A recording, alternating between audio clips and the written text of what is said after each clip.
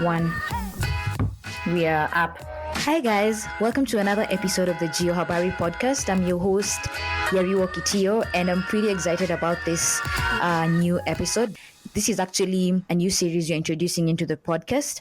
We're calling it the Geospatial Banter Series. So we're going to have a very interesting conversation that's very light and chatty. This is the Geospatial Workflow Icks. You know those workflows that, Yani, if you had an option, you would never do them. I'm also pretty sure you'll get some pretty cool icebreakers from this episode. And I also have some pretty interesting guests. Let's bond over this. But before we start, I think we're going to do introductions. You guys can say hi and then we'll get into the episode. Hi everyone, my name is Njeri Murage. I am a geospatial specialist at Conflict Armanet Research, and my daily day-to-day work usually involves creating apps that involve mapping the global supply chain of illicit weapons and ammunition. And on the side, my love is doing work around women in GIS Kenya, which I am a quota part of. Hi, my name is Trevor Likunda. Currently, I work as a GIS developer at Eastern Africa. So what I do is mainly taking non-GIS workflows, automating GIS workflows, and building GIS applications that we use to solve mostly utilities and government problems. Yes, thank you. Hi everyone, and my name is Carolina Koth. I am a spatial data scientist with CPCS Transcom. My daily workflow involves from cartography. I also do app development, dashboard development, and spatial analytics, basically supporting the transportation sector, power sector, and PPPs. I am also part of Women in GIS Kenya, where we do projects around gender and diversity. Hi everyone, my name is Numbriselo Morage. I am a software engineer at Grow Intelligence. My day-to-day workflow involves creating data pipelines for our ingestion framework. And on my off days, I love to go hiking and explore in nature. Thanks, guys. I cannot wait to hear what our Icks are individually and collectively. Anyone who wants to go first? I absolutely hate anything to do with georeferencing. I mean, give me the data when it's already properly referenced and projected, and I'll be happy. But then if you're telling me to start from scratch, man, it's always a difficult situation. I don't like doing image analysis. I don't like doing a lot of remote sensing stuff. I don't like working with grids. I don't like that stuff. So remote sensing as a whole, eh? Yes. Yes. I don't like image analysis. Same. Funny enough, I actually enjoy it, but I don't do it anymore with my work, but I used to enjoy it. My thesis was around image analysis and classification, and right now what's interesting is the trends that we've been seeing. The recent Geospatial World Forum, we're talking about the image recognition software using AI, and it's really interesting to start kind of seeing where that would go in the industry. So I don't know, keep your eyes open. Maybe AI will help you solve some of your problems. It's amazing what Google Earth Engine can do. But even that one, I still feel like this is so tedious. This is so much. Can I just get my output calculated, Munipati output, I move on without having to pick? Oh my goodness, no. I'm really hoping AI will help, but I highly doubt. Let's be positive. Maybe AI will make us love it. So, May and Caro, funny enough, my work is actually supposed to make the end user, geospatial analyst, remove all that labor, that janitor work in terms of processing remote sensing, so that at the end of it, you can maybe just query through a notebook from a database, and you have all the aggregated values at the end of it. Now, the thing that icks me about geospatial workflows in that kind of a setup where you distinguish the data wrangling role from the geospatial analysis role is that as the data wrangler, you have an assumption of one specific workflow, and then the analyst has all kinds of workflow, and the pipeline was not always intended or designed for all scenarios. So I think the ick for me is just understanding okay, we're not Superman. It can support 1 to 3 roles, and then the other thing start from scratch. Yeah. Yeah, and maybe it will make Carol like remote sensing more. I like the output of remote sensing. I know how powerful data we get from from satellite imagery is, but the actual work, no, count me out of it. Oh, I like that point, Nombo. I think we should have an episode where you talk about like your pipelines and how you're doing that. That would be interesting now that you've mentioned that. I wanted to bring on a new ick. So OGC was created to standardize the geospatial industry, but God knows nothing is standardized.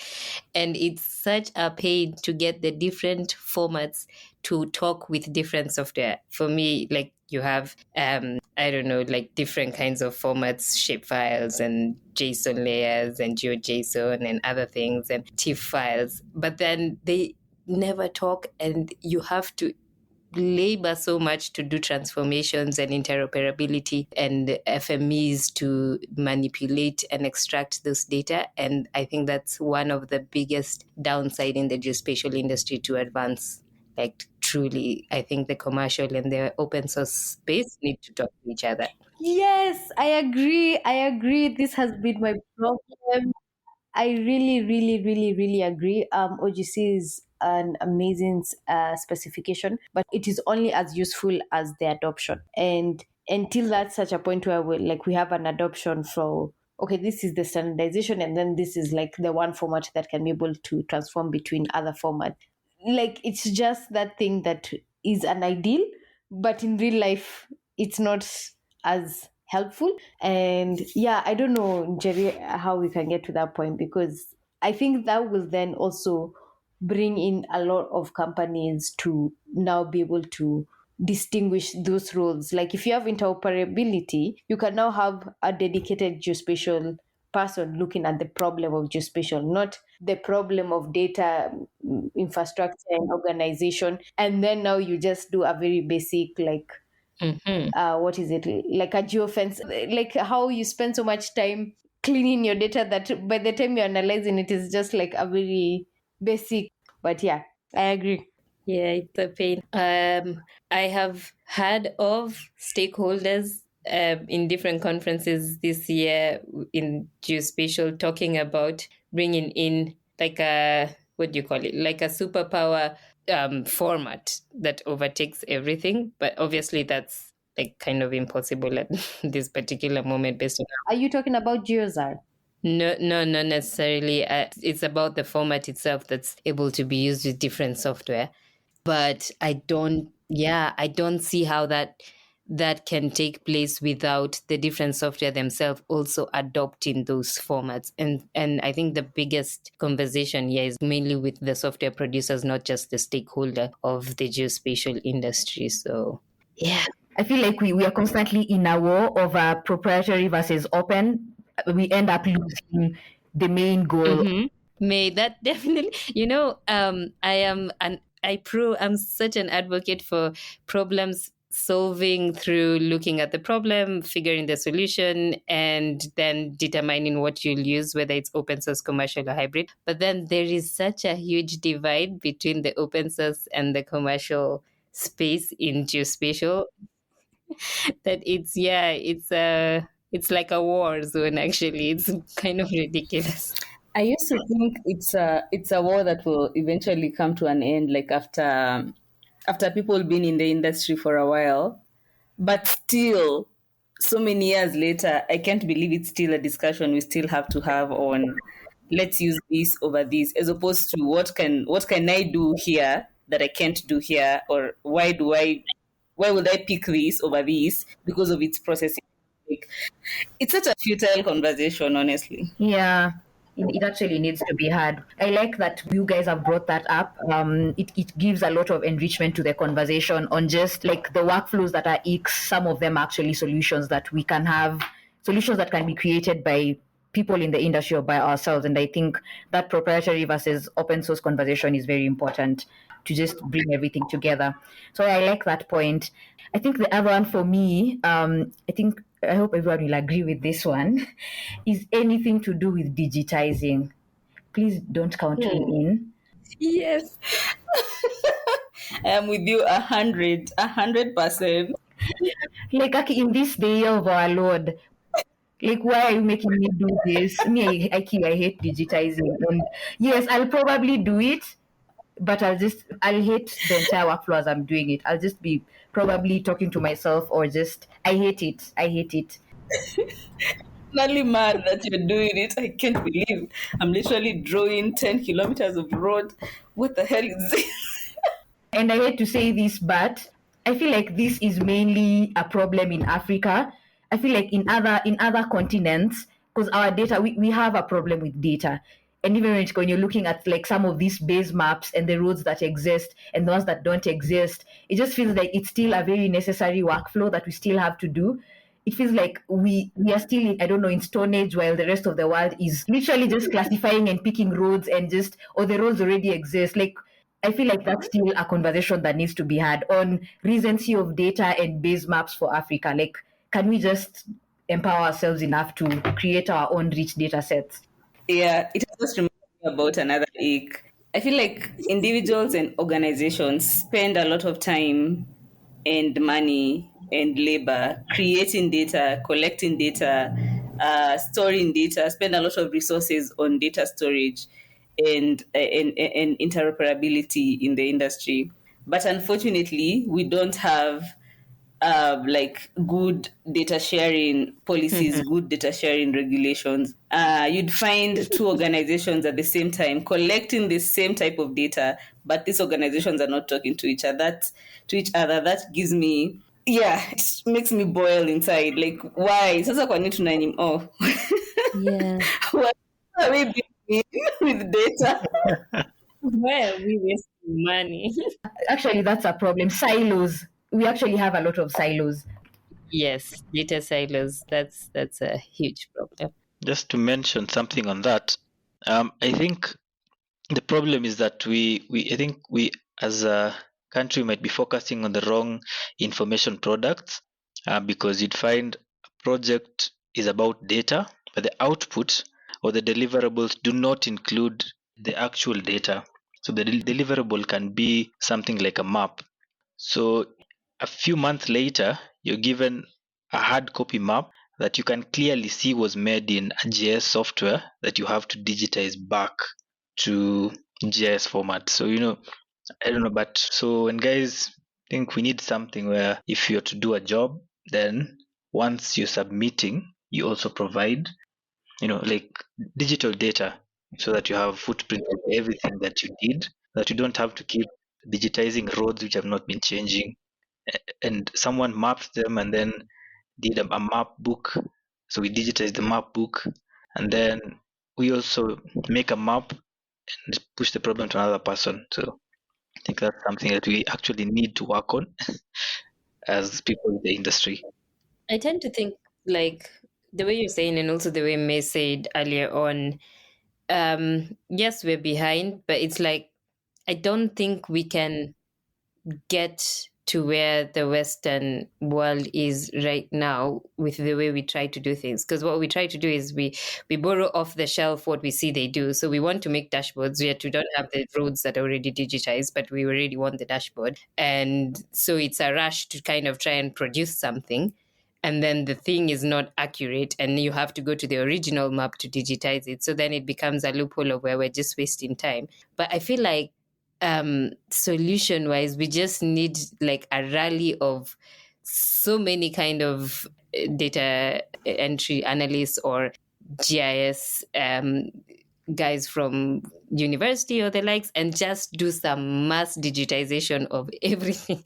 Like, like just set a goal and just get it done, and then we'll figure out the accuracy later, or we'll figure out the rest of the information later. Because what happens now is that you go and study 5 years geomatic engineering or geospatial science or something related, and then you do a master's in GIS. And then when you join the industry, so you definitely will join an industry that's like in a specific specialization, like forestry or roads or natural resources or the likes. And then the management does not understand your level of skills with GIS. So what they will do is either severely underutilize you to be just a digitizer, or demand more than what is possible because of what you have been taught in your education or your background. That's another thing that like stemming along from that conversation icks me, is that not really understanding the spatial skills of GIS people in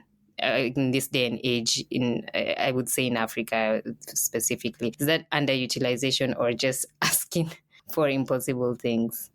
And Njeri, now that you've mentioned, like, like having people actually digitize and create like a central repository for this, I think one of the other things we face as an industry, especially in Africa, I don't know if it's an African thing, or it's just, there's this thing where there's like millions and millions of portals that essentially are quote unquote geospatial portals for you to download data and use this data. It's like there's just a competition of everyone is creating a portal where you can download data, but it's the same data. We are doing the same thing, and we are not trying to go beyond the data that we currently have. So you just have the data of counties, you have a data of administrative boundaries, African boundaries, and then there's no data on the actual, like maybe agriculture and data that was collected by KNBS, maybe like you don't have the primary layers you actually need. And this data has been collected, but these portals do not have this primary data set. I don't know what that gap is, but that's the other thing I feel like it's an ick when you're looking for data and everyone is asking for that data and it feels like it actually exists and these portals are there, but what's the authoritative place where we can get data, and can these portals and or owners of these portals partner with actual organizations that collect data and push them to democratize this data, even if it's a fraction of this data? It's that epiphany of we have the solutions, but now, yeah, how do we get it? I like that because like the number of times, I'm sure you guys, most of you, if not all, are in the geospatial forum, where everyone, probably a lot of Kenyan geospatial specialists or practitioners are on. The number of times people ask for population data, at some point it's even irritating. Like everyone is asking for population data for Kenya, day in, day out, day in, day out. Everyone can be directed to the census guys that carried out the census, because they did release this data, but the format in which this data was released, I feel like it creates more problems than solutions. It creates very many people and organizations trying to redirect this data in a more ingestible way by everyone else. Can highlight like 5 individuals and like 3 organizations trying to rework the population data to make it data that's easily available, like on a portal. And all these 5 individuals, each of them have like a portal or a dashboard. Click here, download data at ward level. Click here, download data at like village level. Click here, download it. Like literally, all this could have been done when this data was first released after the census. So where are we having everyone else who has just learned a tool and they want to explore, they want to do that? Very useful. It's very, very useful, but just the way we are sharing data, just the way we are collecting data, I don't think we are working in a very what's the word I'm looking for? In a non-individualistic society, in a non-individualistic GIS sector, even non-GIS data sector. So there's that as well. Mine's not an ick, but then I have a question for you guys. Actually, it's an ick, but not for workflows. What's the most ridiculous pronunciation you've heard of the word GIS? Because for me, it's like people are always saying GIS, and that bothers me. Me too, it's GIS. GIS, right? Yeah. It's GIS. I remember the first time I had an off pronunciation of GIS was in campus. So we were doing GIS day posters. We were walking around campus with posters, sticking them on notice boards to invite people for a GIS day celebration. So one person, after we stuck a poster on one of the notice boards, one person shouts, "What is GIS Day? Guys, what are we going to do at GIS? We bring?" I remember just standing and thinking, wow, I would have never thought to pronounce GIS like that. I guess I'm a culprit. Right? Interesting enough, because sometimes you might be doing a presentation. So I think one of the software we do is it's ArcGIS. So sometimes you say ArcGIS, and then other times you find yourself you're in too deep into like ArcGIS Pro. Like, oh my god, yeah, I'm the problem. So yeah, so I think That gets me a lot of times. Just is it ArcGIS or ArcGIS? Good question. You said it first. Jess. Let the industry players answer that.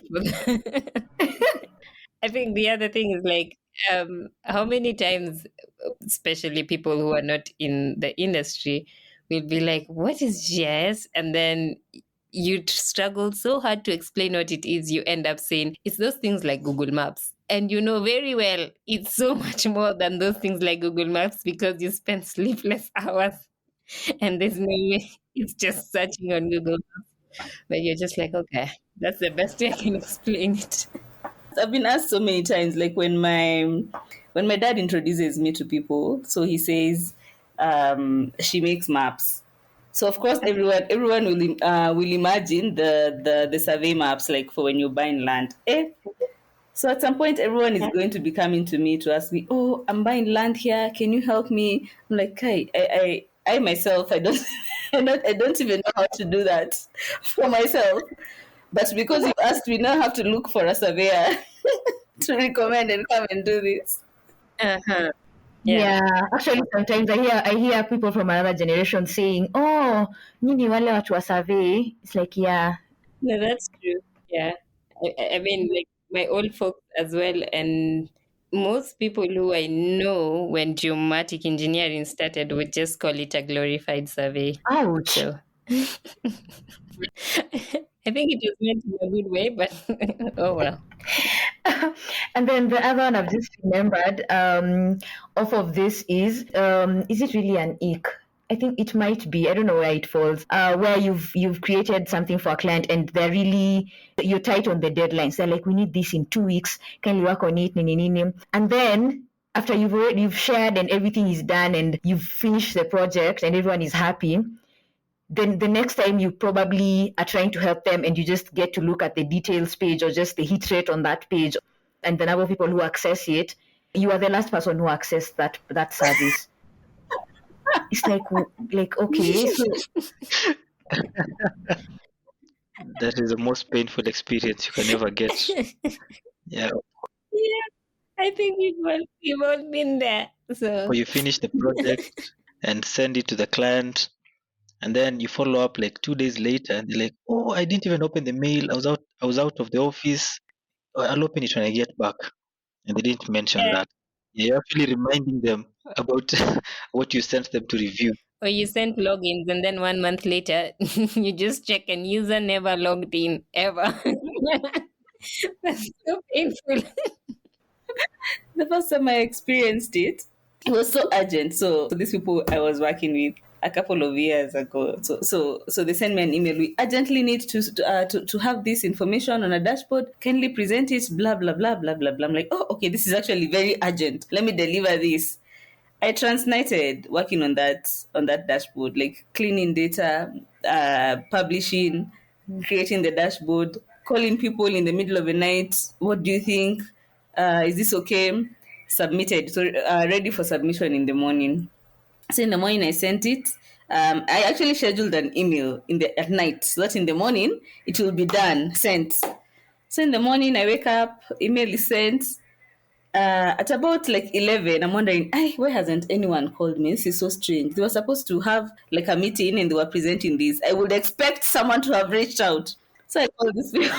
I called these people. Hi, I did send. Did you already have the meeting? Oh my goodness! I didn't even look at it. We decided to just go with screenshots on a PowerPoint of what we plan to build. I was so disappointed. Like screenshots of what we plan to build. I was so disappointed. Like, why didn't anyone even respond to my email and tell me, "Oh, we are no longer presenting this"? And Olale. gosh. Okay, I'm so sorry. Now why it's like okay, so the Basi, why was I transniting? Where are we here? Okay, this workflow. I think the other one I've just remembered now that you've talked about that and the data sets is when you're doing something so that is needed so urgently, and then there's this error that normally just comes with geospatial tools. This schema locks error. Those errors piss me off. It's like okay, so who's locked it? Because it's not me. Like I'm checking it. Like who locks these schemas? Like you check, it's not read only. I have not opened it on my Windows. It's actually an ick because now you have to figure out why is your schema locked and you can't seem to be the one who's locked it. So yeah, that also I've just remembered that one. Yeah. And then you search for the solution online, and it gets you to a Stack Overflow link that someone posted 5 years ago, and they're the only one that posted the question, and then they're the only one that came back and said, "Oh, I found the solution," and did not post the solution. That always pisses me off. Like, why do you go back to answer and then you don't post the solution? Like, that's crazy. Does anyone else have any other workflow ick? Something that I would mention is not really an ick, but those moments that you just stand from your desk and go take a walk. When you're having a problem, let's say you're getting a problem, and then you go to Stack Overflow and it can't even find a possible match to anything that you're facing, and then you realize that all your links are now purple in your browser tab, Oh yeah, you've clicked all of them. and then you realize that you're actually in trouble. You're even going to the next page. You're like, okay, let me go to page 2. Someone might be there. Yes. But unfortunately, when you finally find the solution, you never post it on Stack Overflow yourself. So you're like, if you come after me, good luck. Well, being an avid Stack Overflow user, I have tried to post myself because of the pay. I urge every Stack Overflow user who's listening to this podcast to please post because we need you. I also tried to post my solutions. Like Jerry, remember the problem we faced sometime last year? I searched for a solution in all software based. Can I mention them? Yeah. I searched for the solution on all Esri forums, like all specific product forums for ArcGIS Enterprise, all specific product forums for the data portal, all specific product forums for the dashboard without finding a solution. Eventually, when I found a solution, like I told myself, you have to post this. Like I have to write a whole composition about what happened step by step with screenshots where possible because I'm proud of you. Hey, you actually posted. I did. I posted the solution. Because it's only fair to the world out there. You need to post, people. You need to post, please, because it's you. I don't know how to put it, but it's the analogy of plant a tree now so that it shades some other generation. Because this GS stuff is hard out here, my friend. Okay. Have we exhausted all points? I think we've exhausted all points. I hope I've not left anyone out. Mm-hmm.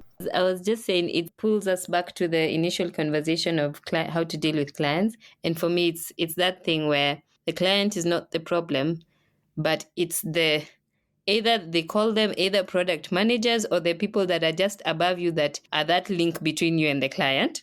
And they promise the world.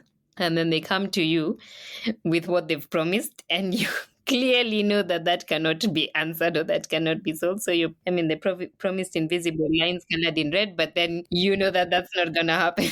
And it's really, really, really an ick because most of the time, these guys have no clue what the GIS software can do. So that's horrible. Karan, I'm speaking directly to you. Please share your insights. As someone who's done business development before, I understand why they do what they do. Defend them when you can. Don't get mad at them anymore. When that happens, I'm usually like, it's okay. I see what you were trying to achieve. I am with you 100% because like the intention is not usually to oversell a product, but to try to think about all the possibilities that this product can be, be open-minded. Or you get a request from said product managers and to produce something with images and visualizations and different filters, and then when you actually present to the client, they didn't even need all that. They didn't ask for all that. And you're like, wait, what? Business development. Kids character development for techies. Sometimes you even hear the client describing the product and you're like, they said it can do that. I'm also not aware. But yeah. It's like those skits of like a client calling and asking about a feature that has a bug, and then they're calling customer care, and customer care is like, hold on, let me check on that with you, and then they go to the developer, and then the developer is like, that bug doesn't exist. So they go to the product manager, and the product manager is like, that bug should exist because we promised them, but it currently doesn't exist. And then they go back to the developer like, can you implement this bug? And then you're stuck there, you're like, oh man, no, you have to, you have more work. Oh, okay. Did you leave any other point out? Okay. I think then we can wrap it up. Oh my god, we've talked for an hour straight. But yeah, guys, thank you so much for agreeing to be a part of this. This was really fun to record. Yeah, I feel like we need to have more of these sessions to just sort of talk about our experiences in this field and just have fun while I teach. So yeah, that's the end of this episode. We hope you enjoyed this as much as we enjoyed recording this. So yeah, until the next episode, thank you so much. And yeah, see you on the next episode.